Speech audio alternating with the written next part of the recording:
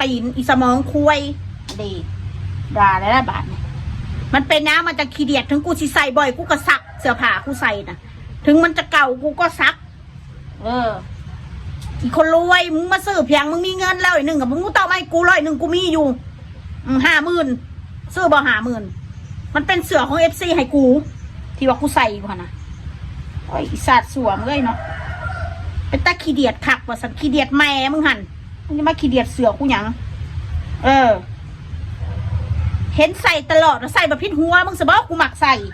มันเป็นเสือขยามันคุมกับต้นกระโตคุมแขนกูหมักใส่ถึงกูสิใส่บ่อยกูก็สักเสื้อผ้าสิ่งที่กูถอดออกปุ๊บกูสักโลดตาแตกบ่มื่นบอกกูสักผ้าเมื่อทิศมึงเคยเถื่ออย่ามาทำซื้อ100โอ้ยมึงจะมาดูถูกกูถอนเงิน100เอาไปคือขี่ม้าแดกซะกูบ่เอาดอกเงิน100มึงนั่นถึงกูสิจนกูก็พอมีดอกเงิน100ที่กระเป๋าน่ะเนี่ยกูโมโหอะไรเด้อทำเป็นมาจะอวดรวยโอ้ยอวดรวยขอซื้อกู100เดียวนะกูขอซื้อปากมึงแนวเอาไปถีบปากมึงนั่นขอซื้อแน่50 บาทมาบอกใกล้ๆกูนี่เสียไปถิ่มขอซื้อได้100ว่าสันโออีสัตว์สัวมึงเอ้ยกูขาย50,000มีปัญญาบ่เสื้อผ้าถึงมันจะเก่าเขาก็ซัก